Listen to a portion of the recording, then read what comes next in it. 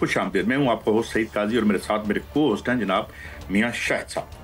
नाज़रीन, run down और फिर उसके बाद हमारे साथ मुअज़्ज़ज़ मेहमान हमारे मोहसिन बेग साहब हमारे साथ होंगे और ज़रा चीज़ें समझने की कोशिश करते हैं। पाकिस्तान एक बड़े एक क्रिटिकल मोमेंट से हम गुजरते रहे, हम इससे भी हम गुजर जाएंगे, मगर विल ट्राई टू इसको ज़रा समझने की कोशिश करते हैं, इसकी ग्रेविटी को।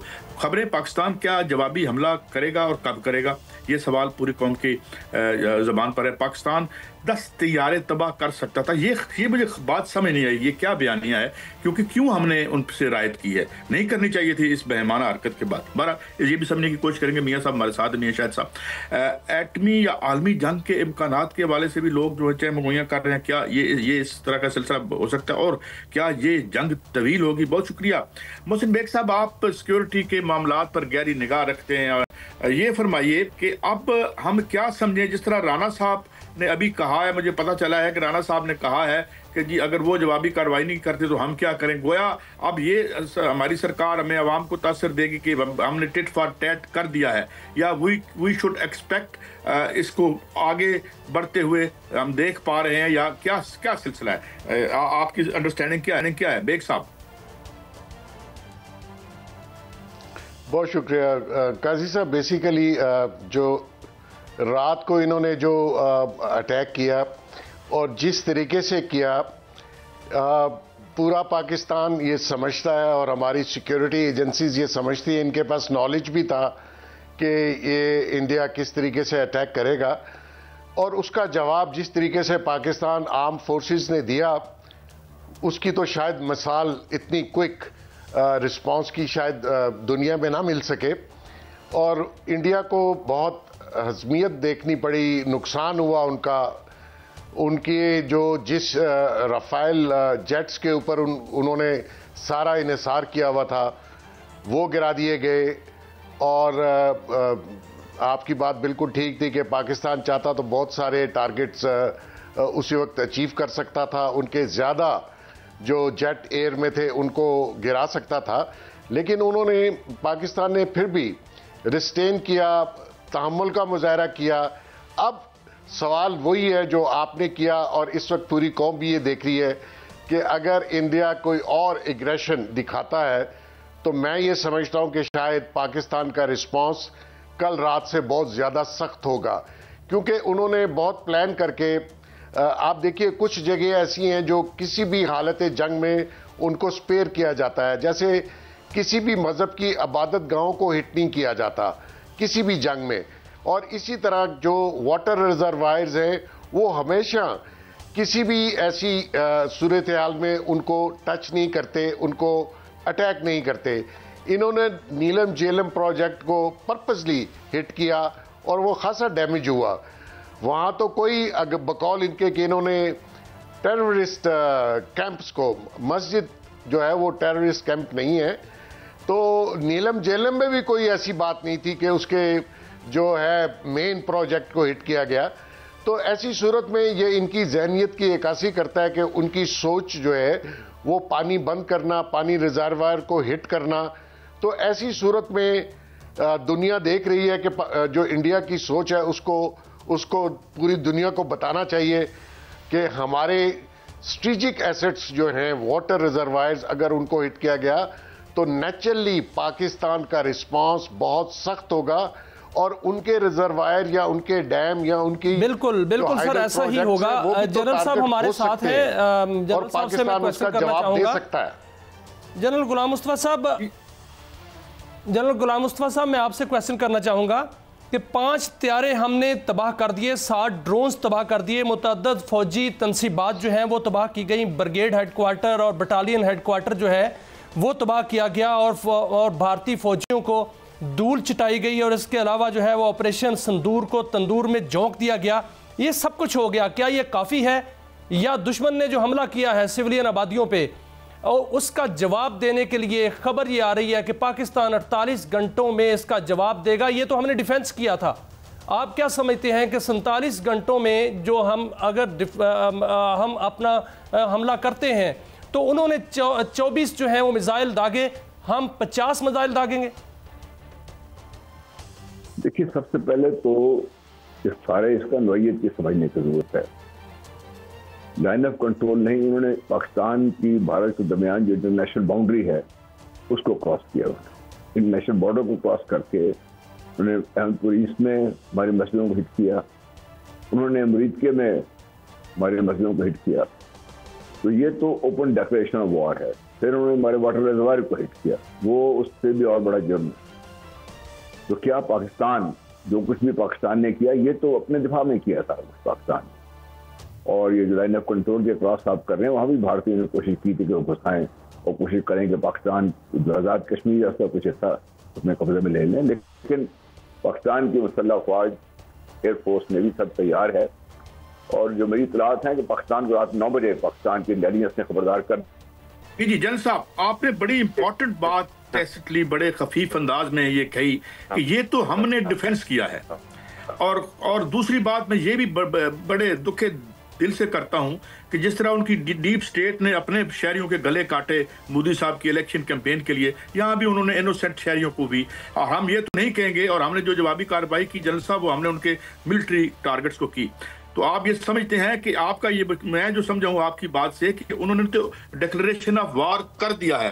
تو انٹل اگر ہم ان کو ایک بھی فٹنگ جواب نہیں دیتے تو کیا ہم اپنی آبادیوں کو مزید ولنریبل نہیں بنا لیں گے اور ان کو مزید شے نہیں مل جائے گی کہ بھائی ٹھیک ہے it will they can target our innocent kids, جو بچے آنگن میں کھیل رہے ہیں ان کو وہ مارتے رہیں گے؟ جنرل صاحب،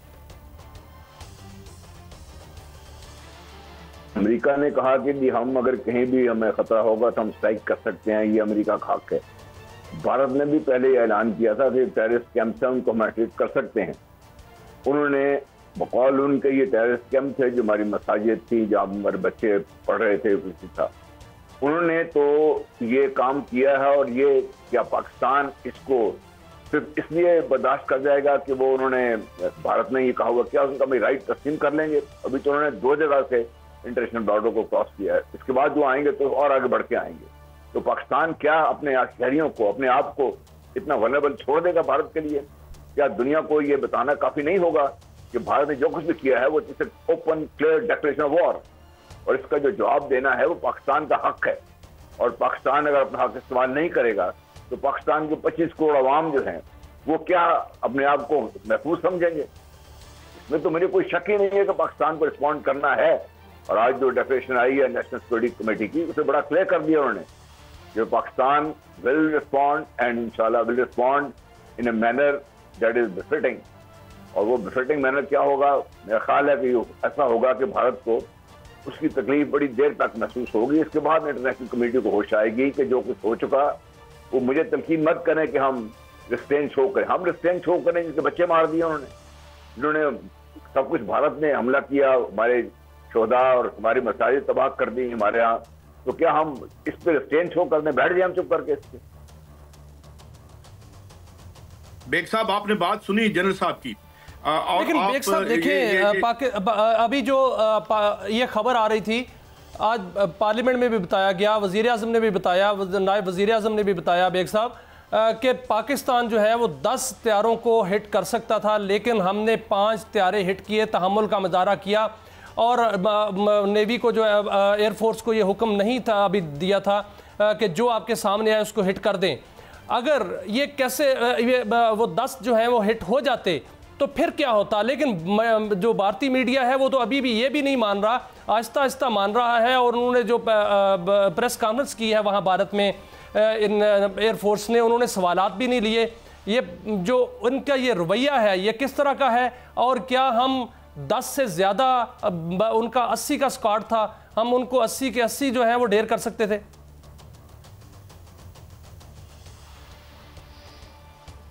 جی بیسیکلی دیکھیے جو کل اٹیک ہوا اس کا جواب دینا پاکستان کا حق ہے. اور پاکستان کا یہ حق ہے کہ کسی بھی ایگریشن کو ڈیفینڈ کیا جائے اور کاؤنٹر اٹیک کیا جائے. نیچرلی پاکستان نے کل بہت ریسٹین دکھایا، تحمل دکھایا. انٹرنیشنل کمیونٹی نے دیکھا کہ کس طریقے سے انہوں نے سیولین ایریاز کو اور سیولین پاپولیشن کو ہٹ کیا.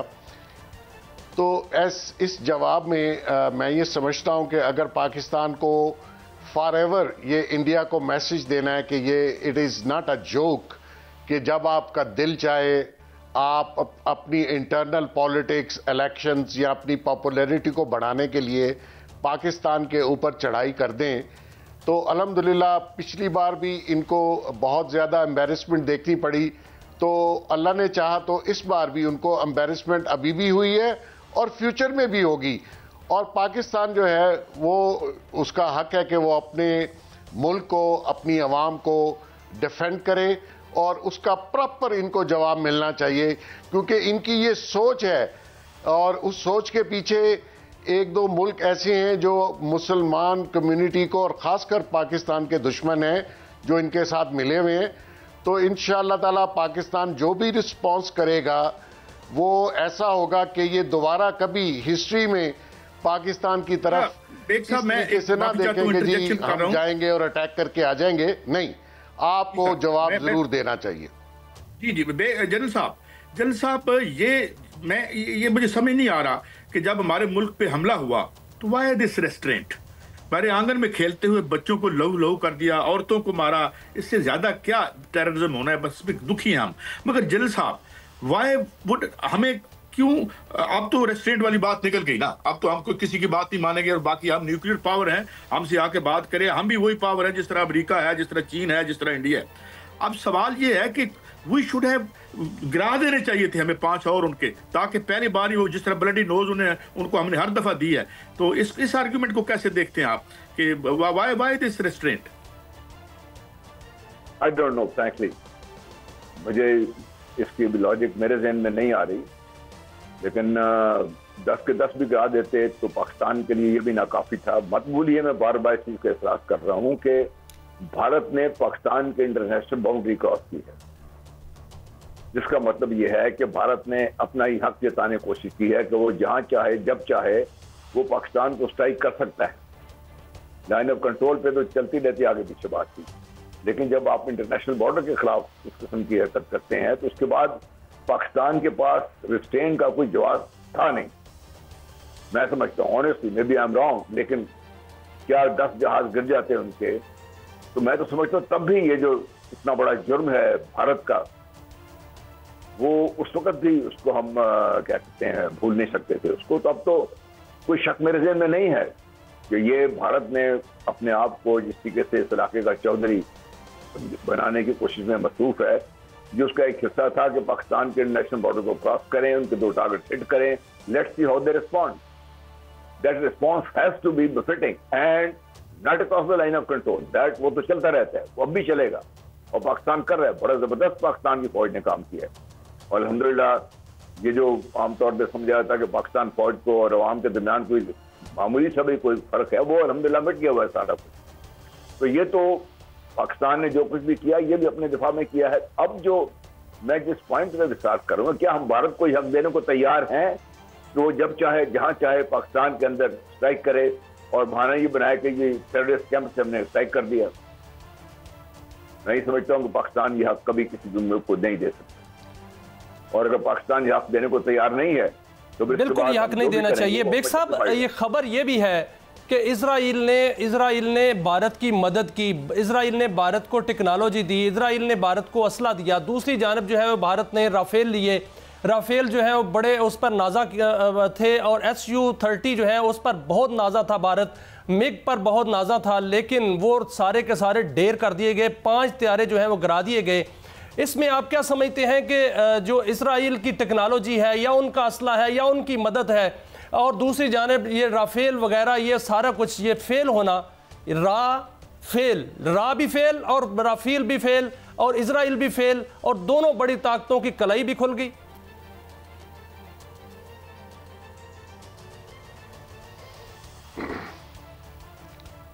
بہت شکریہ.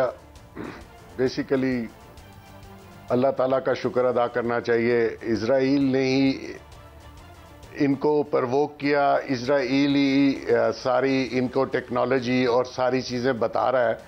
اور میں بہت عرصے سے یہ ذکر کر رہا ہوں کہ اسرائیل ڈائریکٹ لڑنے کی بجائے وہ انڈیا کی سائٹ سے جو بھی اس کے عزائم ہیں پاکستان کے خلاف، اور وہ 1948 سے وہ یہ عزائم رکھتے ہیں پاکستان کے خلاف، انہوں نے ہی آپ دیکھیے ان کی پریس سٹیٹمنٹ، ان کے اخباروں کی سٹیٹمنٹ اگینسٹ پاکستان.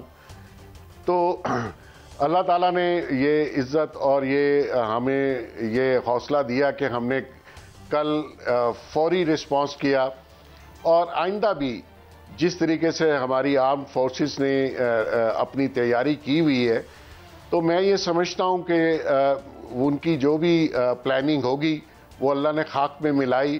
انہوں نے لاسٹ ٹائم جب ابھینندن کا ایشو ہوا 2019 میں، تو یہ کہہ رہے تھے ہمارے پاس رفائل ہوتے تو ہم یہ کر دیتے. ان کا وہ غرور اور وہ تکبر رفائل خریدنے کے بعد بھی ملیا میٹ ہو گیا. تو میں یہ سمجھتا ہوں کہ اللہ تعالیٰ کی خاص مہربانی ہوئی پاکستان پر. اور آج بھی میں آپ کو بتا دوں کہ یہ اگر ہم کوئی رسپانس دیتے ہیں جو کہ دینا چاہیے، تاکہ یہ جو بار بار ان کے ذہن میں یہ آتا ہے کہ پاکستان کو یا پاکستان کے خلاف جو ان کے عزائم ہیں وہ ہمیشہ کے لیے یہ ختم ہو، اور ایسا دوبارہ یہ سوچ نہ سکیں. ہمارا ملک جب بھی تھوڑا سا اکنامیکل بہتری آتی ہے تو یہ کوئی نہ کوئی چیز ایسی کر دیتے ہیں. تو اس کو ختم کرنا بھی ضروری ہے تاکہ ہمارے اوپر یہ آپ دیکھیں واٹر ٹریٹی کو ختم کرنا، یہ چیزیں ہمارے ریزروائر کو اٹیک کرنا، یہ ان کے بڑے دور رس نتائج ہیں. تو اس کو ختم کرنا بہت ضروری ہے اور جواب دینا، تاکہ آئندہ یہ سوچ ان کی ختم ہو جائے اگینسٹ پاکستان. اچھا بیگ صاحب، اور بلکہ جنرل صاحب، میں بیگ صاحب کی طرف بھی یہ سوال لے کے آؤں گا. جنرل صاحب، ہمارا بڑا سب ڈیوٹ سا رہتا ہے، ہم نے ہماری یہ تاریخ ہے اور ہم اس پہ بڑے فخر بھی کرتے ہیں کہ we only engage the military targets. ایک تو یہ جو انٹرنیشنل کمیونٹی کی آپ بات کر رہے ہیں، ایک گورنمنٹ آفیشلی مسجد گرانے والی، یعنی اور پھر یعنی کیا یہ جو دنیا کے ادارے ہیں، کیا ہمیں کوئی ریگارڈ ان کا ہونا چاہیے؟ International court of criminal court جو ہے وہ نتان یاہو کے جو اب لہرا رہی ہے اس کے وارنٹ، نو باڈی بادرس. غزہ میں ہمارے گلے کاٹتے ہیں، نو باڈی، کوئی انٹرنیشنل کمیونٹی نہیں ہے، ایک جعلی سی ان کی این جی او ہے. I think the only option we have to be powerful اور اپنے فورسفل، اور کمزوری کی تو اس عالمی برادری میں کوئی جگہ رہ رہی گئی. میاں صاحب، یعنی جو جنرل صاحب نے بات کی ہے بڑی پتے کی بات ہے. اب دوبارہ ہمارا ان سے رابطہ بحال ہوتا ہے تو ہم ان سے مزید پوچھتے ہیں. اور کیا کمال کی بات کی بیگ صاحب انہوں نے کہ کمزور جانور کو تو اس کے اپنے ساتھی مار دیتے ہیں. جو عالمی، یہ ہمارا آرڈر بنایا ہوا نہیں ہے، ہمارا تو جو ہماری اخلاقیات یہ کہتی ہے اور ہمارا اخلاقی سٹرکچر یہ کہتا ہے کہ we do not kill kids, we do not kill women, we do not destroy, فصلوں کو ہم تباہ نہیں کرتے. یہ تو ہمارا مذہبی فریضہ بھی ہے. تو یہ اس پہ ذرا بات، بیگ صاحب آپ بات بڑھائیں جب تک. اچھا ایک بریک ہے، مجھے بتایا جا رہا ہے ایک بریک ہے، بریک کے اور اسی بات پہ بات کریں گے کہ کمزوری کا کوئی جو ہے دفاع نہیں کر سکتا، ہمیں رسپانس بھاری دینا پڑے گا. ایک بریک.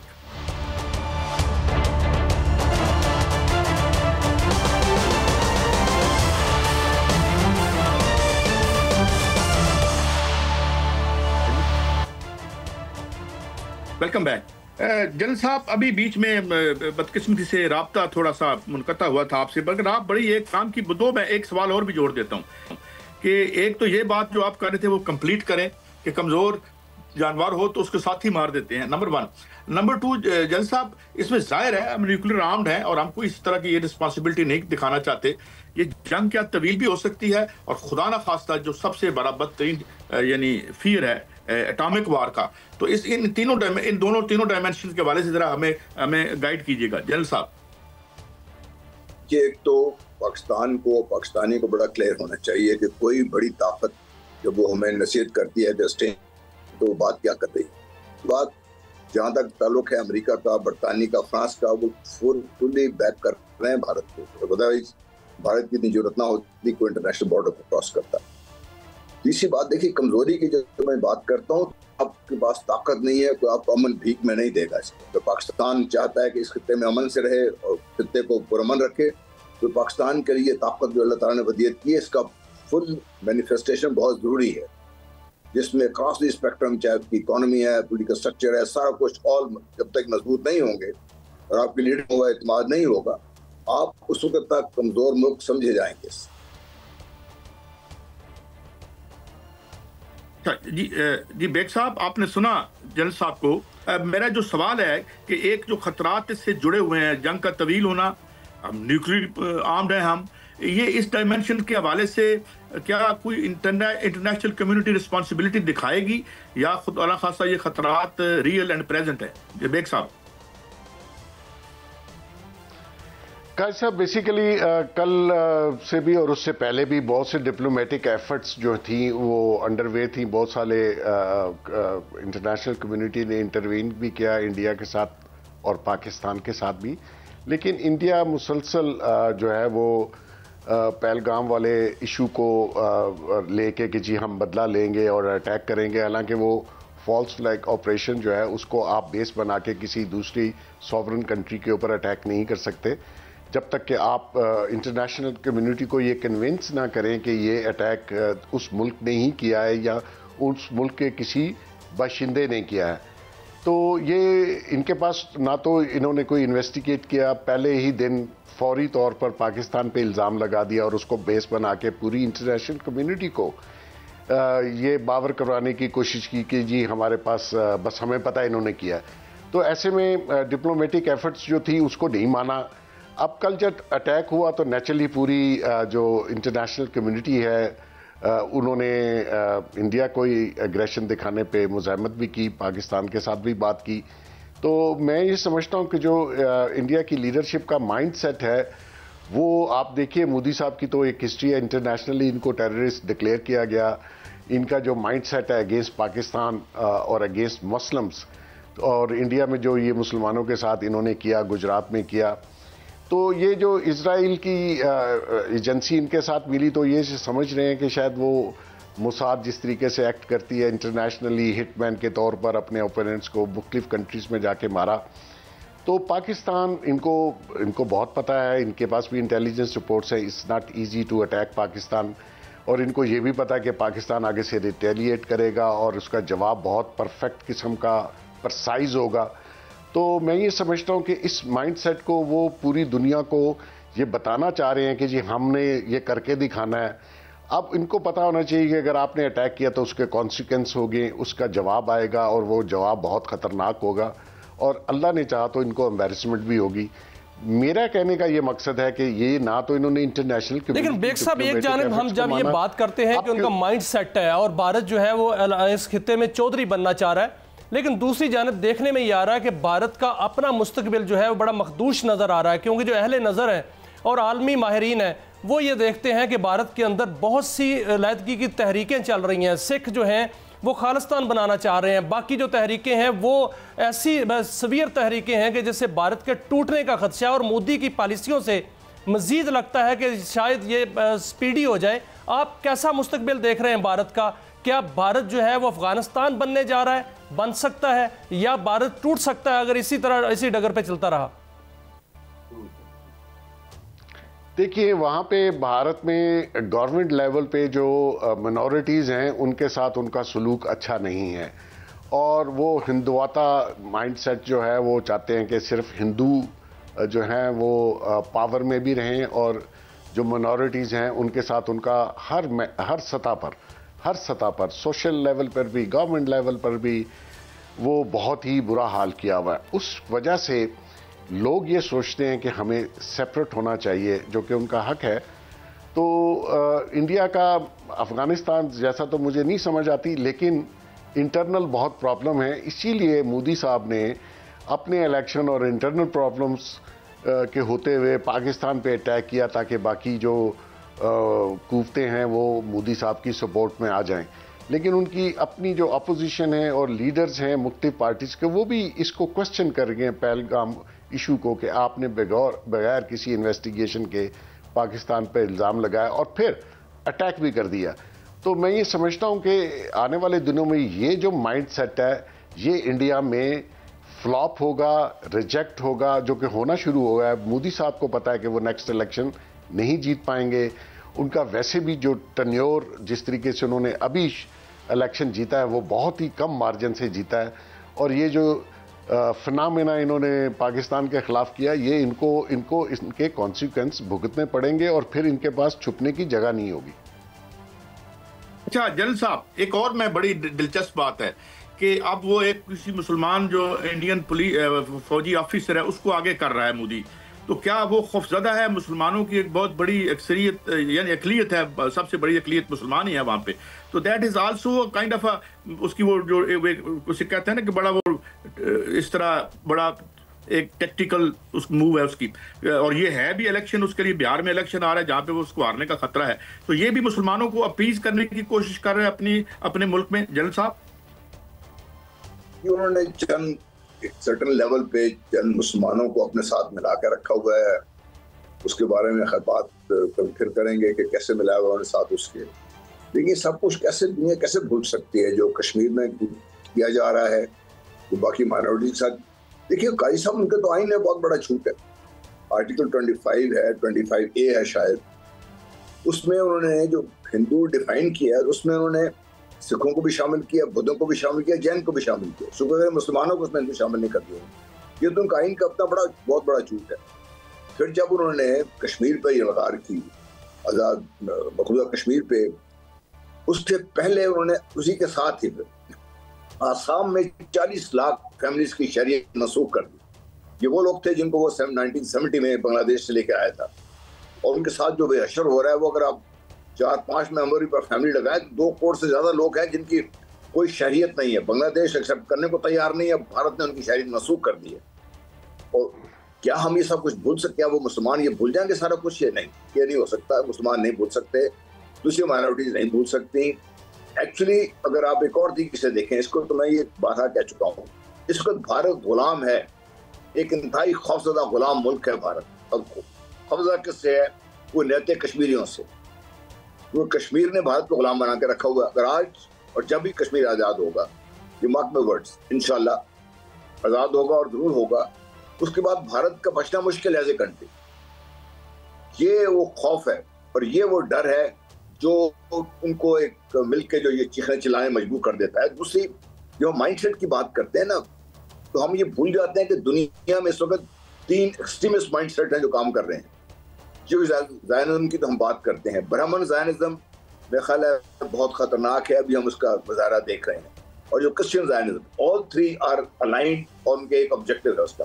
उस ऑब्जेक्टिव बारे में कुछ शक कराना चाहिए नहीं। नेतन्याहू उसको एक रिप्रेजेंट कर रहा है सामने as a poster boy, Modi साहब सेकंड पोस्टर बॉय जो इस्तेमाल कर जा रहे हैं उसको। जनरल साहब माफी चाहता हूँ, मैं इंटरजेक्ट कर रहा हूँ, एक बड़ी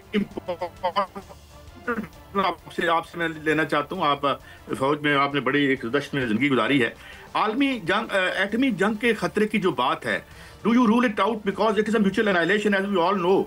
लेकिन जिस तरह का पागलपन हम देखते हैं मोदी साहब का, जो लेवल है, जो उनका कल्चरल लेवल है, जो उनकी बैकग्राउंड है, जो उनकी तालीम है, डू यू थिंक कि ये इस हमाकत में और एक जो है वो झोंक सकता है दुनिया को इस तबाही की तरफ? जनरल साहब, बिल्कुल, मोदी से आप ये तो ना करें कि उसको अकल आएगी और समझेगा वो, जो उसके सर में भूत सवार है। एक और बड़ी चीज जो हुई है कल रात से, उससे पहले 22 अप्रैल ऑनवर्ड, ये है कि पाकिस्तान का जो एटीट्यूड है एज ए नेशन, वो मोदी के और उनके जो पैरोकारों के दिमाग में घुस गया हुआ है। ये entered there decision to making loop, उसमें एंटर कर गया पाकिस्तान। अब उनका हर सोच, हर चीज, हर तरफ पाकिस्तान को देख रहे हैं वो लोग। वो एक खौफजदा मुल्क है, उन्होंने ट्राई करके देख ली। कल रात को उनको पता चल गया क्या होगा। आज पाकिस्तान की नेशनल सिक्योरिटी कमेटी में डिक्लेयर कर दिया हुआ है। But having said that, let me tell you कि हम जब ये बात करते हैं न्यूक्लियर फोर्सेस की, हम भूल जाते हैं कि पाकिस्तान की अल्लाह ताला के फजल करम से कन्वेंशन कैपेबिलिटी कितनी मजबूत है। उसने सिर्फ एक मुजाहरा देखा रात को आपने उसका। पाकिस्तान की कन्वेंशन जो एबिलिटी है, चाहे वो नेवी है, एयरफोर्स है, पाकिस्तान की लैंड फोर्सेज है, they have continuously evolved into a very well net fighting machine.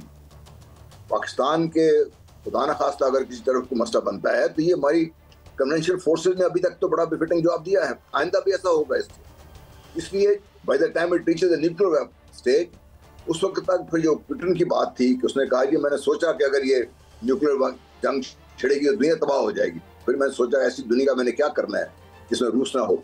तो फिर हमने ऐसे दुनिया का क्या करना है जहाँ पाकिस्तान ना हो। खुदा खास्ता पाकिस्तान की सार्वजनिक खतरा होगा तो फिर तो कोई शक व शुबे गुंजाइश नहीं जानी चाहिए। साहब आपने बड़ी पते की बात साहब, मेरा सवाल आपसे होगा कि जो एक्ट ऑफ वार है, कल जो भारत ने एक्ट ऑफ वार किया, मियां साहब मियां साहब मैं एक ब्रेक की तरफ जा रहा हूं। वार किया भारत ने, उसका तो हमने जवाब दिया और बड़ा भरपूर जवाब दिया। मियां साहब आप मुझे सुन पा रहे हैं? मियां साहब मैं एक ब्रेक की तरफ जा रहा हूं और एक बड़ी हमारे पास मीनिंगफुल रिपोर्ट है जो हमारे इमरान याकूब साहब ने तैयार की है। बावलपुर में जाके जहाँ शहरियों के गले काटे इनोसेंट लोगों को जो है निशाना बनाया, क्या हुआ वहां पे, ये हमारे साथ रहिए। इस ब्रेक के बाद हम आपको वो रिपोर्ट दिखाएंगे। और मैं मेहमानों का बहुत शुक्रिया अदा करता हूं। जल साहब आपका, जनाब बेग साहब, thank you very much for your precious time. नाज़रीन हमारे साथ रहिए और देखिए इस बर्बरियत की एक जो दुखे दिल से हम दिखा रहे हैं, आप भी दुखे दिल से ही देखेंगे ब्रेक के बाद।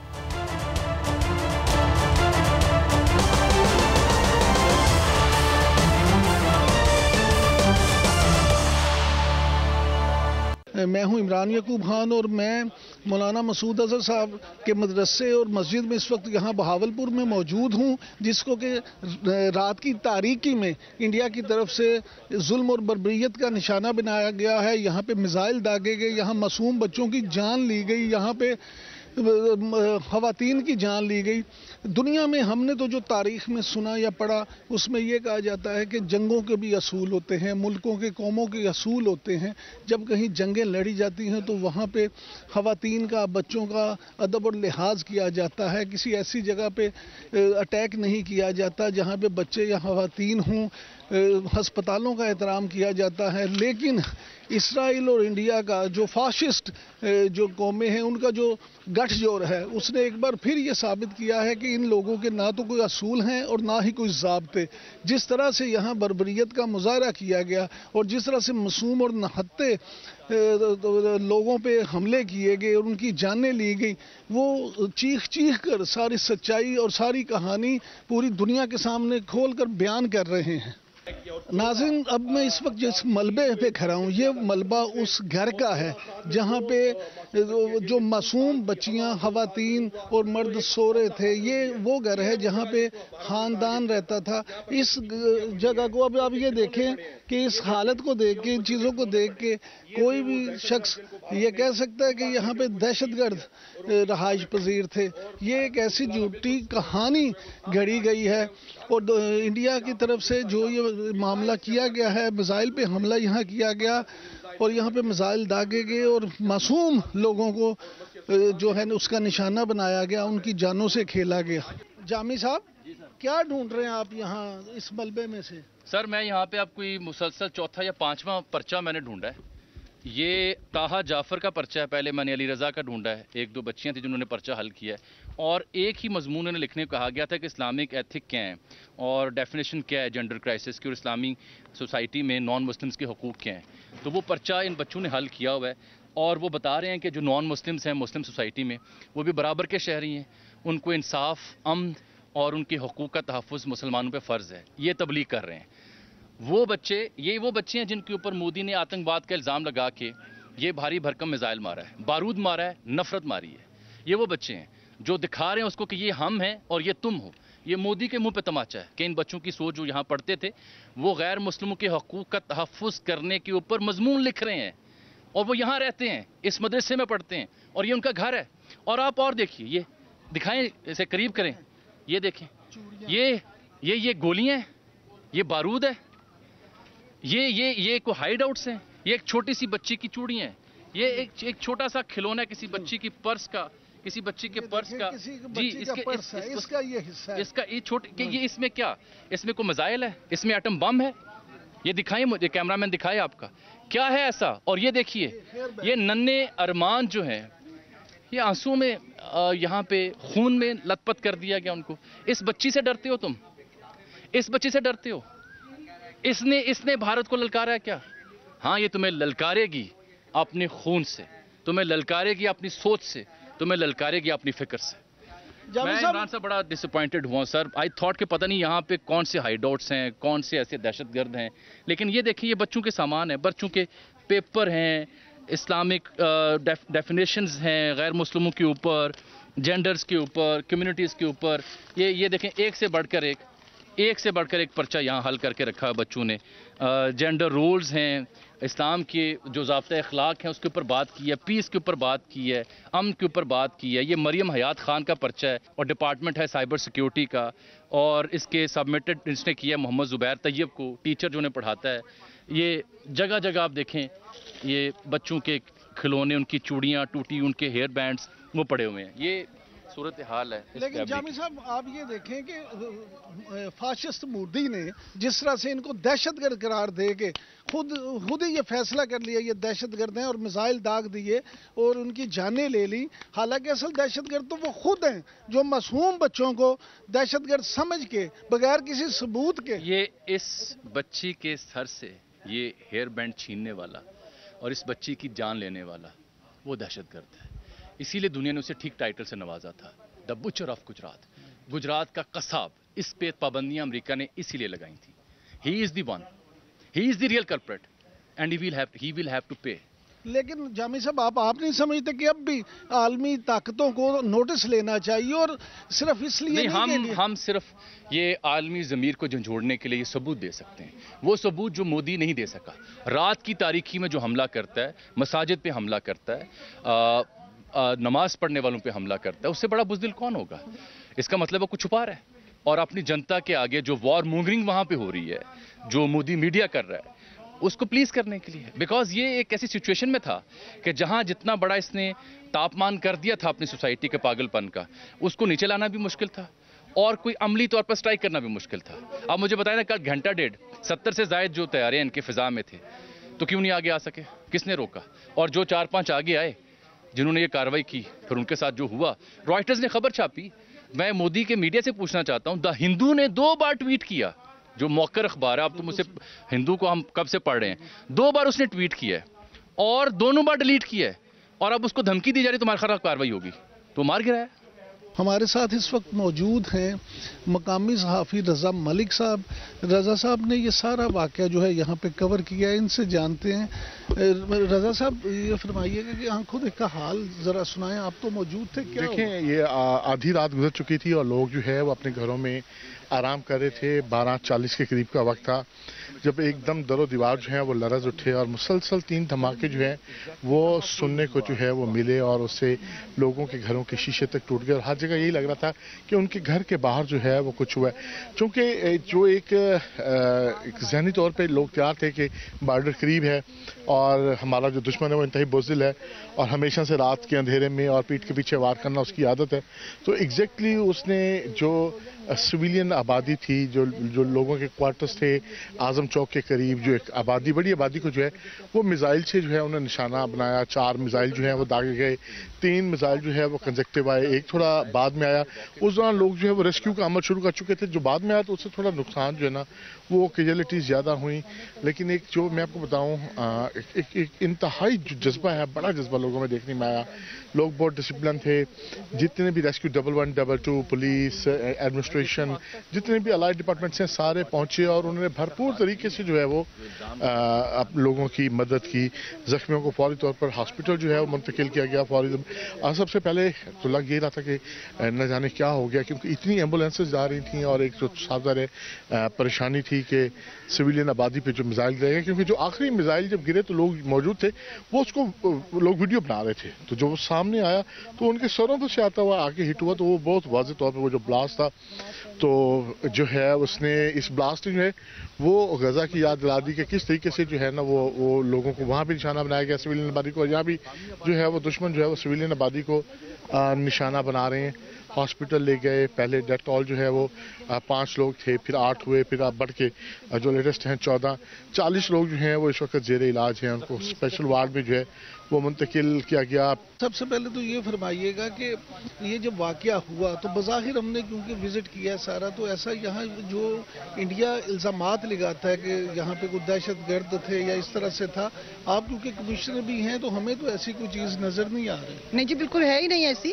یہ ایک مسجد ہے, جس طرح کے تمام آپ کے اسلامک کنٹریز میں ماسک ہمارا ایک حصہ ہے, تو اس مسجد کو اٹیک کیا گیا ہے, اور اس میں بزرگ, بچے اور جوان سب نماز پڑھنے آتے ہیں, اور اس کو اٹیک کیا گیا جی. آپ یہ فرمائیے گا کہ آپ نے تو دیکھا یہ واقعہ ہونے کے بعد بھی جو لوگوں کا جذبہ تھا، آپ کیونکہ خود بھی ایک خاتون ہیں، تو جو خواتین بھی یہاں پہ شکار ہوئی ہیں اس حادثے میں، شہید بھی ہوئی ہیں، ایک آپ نے جیسے خود بتایا بریفنگ میں کہ ایک پریگننٹ خاتون بھی تھی، تو اس کے بعد اس واقعے کے بعد آپ نے لوگوں کا جوش و جذبہ کیسا دیکھا؟ جی بالکل، لوگوں کے اسپرٹس ہائی تھے اور ایسا بالکل بھی نہیں تھا کہ کوئی مایوس ہوا ہو یا کوئی ہمارا نیگیٹو کوئی ری ایکشن آیا ہو. اور جو آپ بات کر رہے ہیں کہ بچوں اور عورتوں پہ اٹیک کیا گیا، تو اس میں 3 بچے تھے جو کہ 2.5 ایئر 3 ایئرز اینڈ 4 ایئرز کے تھے، اور ایک خاتون 8 منتھس پریگننٹ تھی جو کہ شہید ہوئی ہیں. تو یہاں سے آپ اندازہ لگا سکتے ہیں کہ کس طرح کی اگریشن کی گئی ہے اور کس طرح کا وائلنٹ ایکشن کیا گیا ہے. ناظرین، اس وقت جنوبی پنجاب سے تعلق رکھنے والے ایک سینئر جرنلسٹ جناب جمشید رضوانی صاحب ہمارے ساتھ موجود ہیں. رضوانی صاحب، اس مدرسے اور مسجد کی بیک گراؤنڈ اور پھر یہ حملہ جو ہوا ہے، اس کے حوالے سے ہمارے ناظرین کے لیے کچھ بتائیں.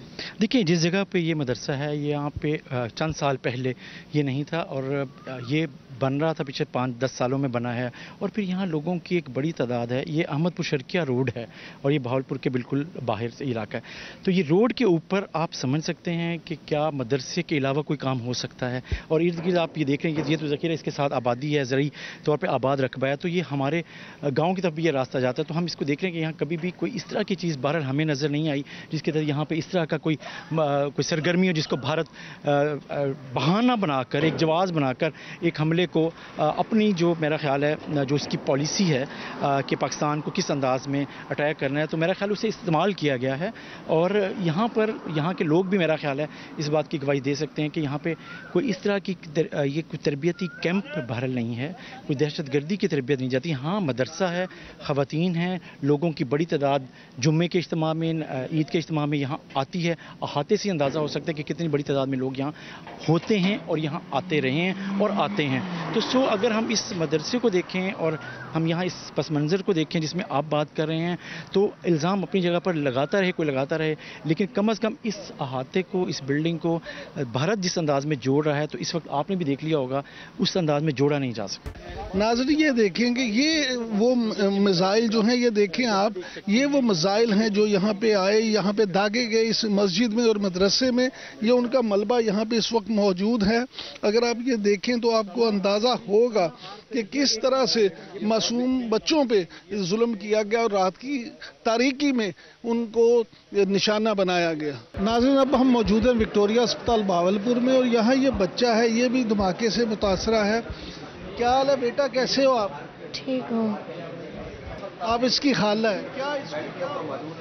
مدرسے پڑھتے ہیں، اتنے دھماکہ جی میں تھے نا، بال ہن جنا والا ڈریے جو ہیں دے استاد انہاں کو، استاد بھی شو دے بے ہوش ہیں والا. انہاں نو ایک سکورٹی گارڈ ہے کہ وہاں کے بھج بنو آپ اپنی جان بچاؤ. رات کا ویلا ہے شو دے وال بھج گئے، اے وال بھجدے نا بے ہوش تھی گئے رستے وچ.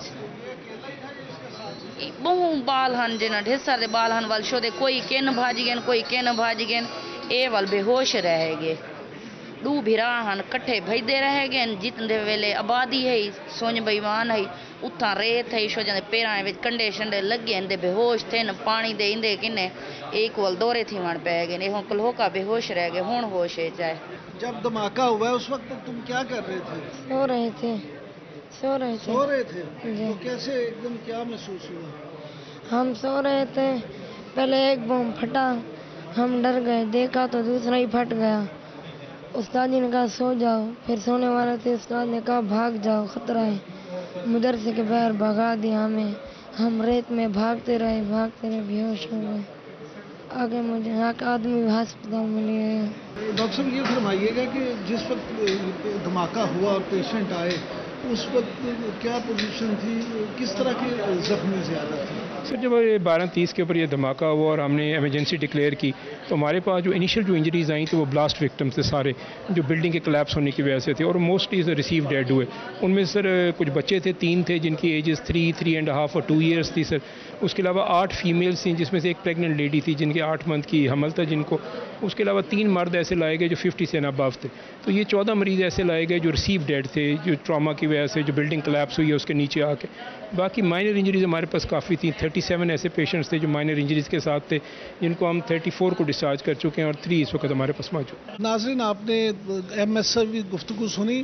اس وقت ان کا کہنا ہے کہ ان کے پاس 37 یعنی 37 زخمی آئے تھے, جن میں سے 34 زخمی جو مائنرز ان کو کم زخم تھے وہ جا چکے ہیں, اور صرف 3 زخمی ایسے ہیں جو اس وقت زیر علاج ہیں, باقی کو وہ ڈسچارج کر چکے ہیں. لیکن اس سارے عمل میں جو سب سے خوش آئند بات یہ تھی کہ وہ ڈاکٹر صاحب یہ فرما رہے تھے کہ اس وقت جس وقت یہ پیشنٹ آئے تو نہ صرف یہ کہ وہ خود بھی بڑے حوصلے میں تھے بلکہ ان کے لواحقین بڑے حوصلے میں تھے, اور اس کے ساتھ ساتھ 600 سے زائد افراد شہر سے ان کو خون کا عطیہ دینے کے لیے بھی موجود ہوئے, اور یہاں پاک فوج اور پاکستان زندہ باد کے نعرے سے جو یہ فضا گونجتی رہی.